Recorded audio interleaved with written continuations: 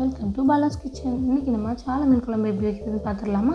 அதுக்கு முன்னாடி நம்ம சேனலை இப்போ தான் ஃபஸ்ட் டைம் பார்க்குறீங்க, மறக்காமல் சப்ஸ்கிரைப் பண்ணிக்கோங்க. பக்கத்தில் இருக்க பெல் ஐக்கனை கிளிக் பண்ணி ஆல்ங்கிற ஆப்ஷனை கிளிக் பண்ணிக்கோங்க.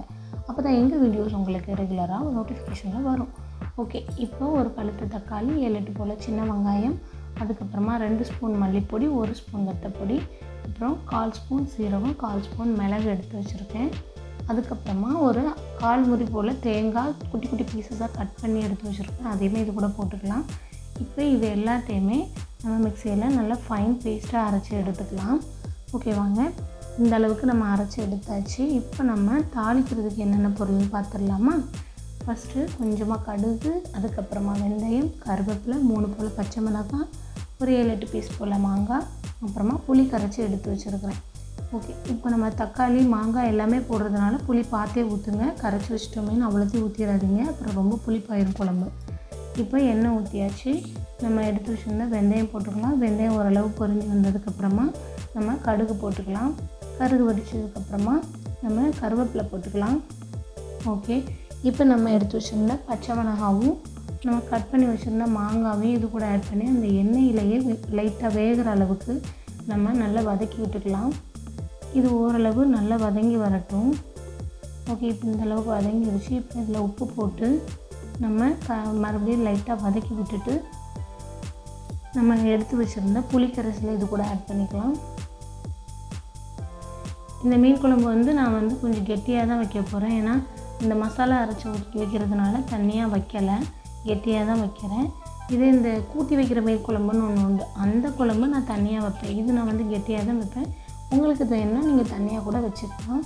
ஓகே, இப்போ புளி கரைசல் ஊற்றியாச்சு. ஊற்றி இந்த மாங்காவும் பச்சை மிளகாவும் வேகிற அளவுக்கு தண்ணி ஊற்றி நல்லா கொதிக்க விட்டாச்சு. மாங்காய் ரெண்டுமே நல்லா வெந்து வந்துருச்சு.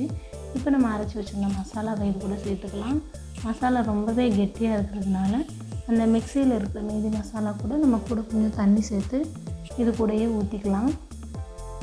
ஓகே, இப்போ இந்த அளவுக்கு கெட்டியாக இருக்கனால நம்ம இப்போ தண்ணி சேர்த்து ஊற்றிக்கலாம். ஓகே, நான் இந்த அளவுக்கு தான் பண்ணியிருக்கேன். நீங்கள் இன்னுமே தண்ணியாக வேணும் அப்படின்னா இன்னும் கொஞ்சம் தண்ணி ஊற்றி வச்சுக்கோங்க. இப்போ குழம்பு நல்லா கொதித்து வந்துருச்சு. இப்போ கொஞ்சம் உப்பு, இந்த குழம்புக்கு தேவையான அளவு நம்ம உப்பு போட்டுக்கலாம்.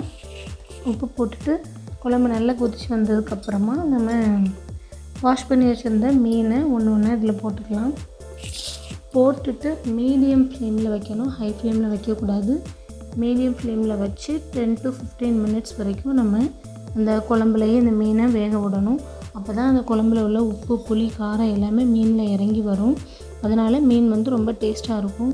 நம்ம போட்டுட்டு கொஞ்ச நேரத்துலேயே ஆஃப் பண்ணிட்டோன்னா அந்த உப்பு, புளி, காரம் மீனில் இறங்காது. அதனால் இந்த மாதிரி நீங்கள் ஒரு 15 மினிட்ஸ் வரைக்கும் மீடியம் ஃப்ளேமில் வச்சு அதை நல்லா வேக விடுங்க. ஓகே, இப்போ இது நம்ம மீடியம் ஃப்ளேமில் தான் வச்சு வேக வச்சிட்ருக்கோம். இது நல்லா இப்போ வெந்துருச்சு. இப்போது ரொம்பவே டேஸ்டியான மீன் குழம்பு ரெடி ஆயிடுச்சு. உங்களுக்கு குழம்பு இன்னுமே கொஞ்சம் தண்ணியாக வேணும் அப்படின்ற பட்சத்தில் நீங்கள் தண்ணியாக வச்சுக்கோங்க, அதுவுமே நல்லா தான் இருக்கும். நான் கெட்டியாக வச்சுருக்கேன். ஓகே, இப்போ ரொம்பவே டேஸ்டியான சால மீன் குழம்பு ரெடி ஆயிடுச்சு. இது கூடவே நண்டு ரசமும் ப்ரான் ஃப்ரையும் வச்சுருக்கேன். அந்த வீடியோவும் சீக்கிரமே அப்லோட் பண்ணுவேன், மறக்காமல் பாருங்கள். ட்ரை பண்ணி பார்த்துட்டு எப்படி இருக்குன்னு கமெண்ட் பண்ணுங்கள். தேங்க்ஸ் ஃபார் வாட்சிங்.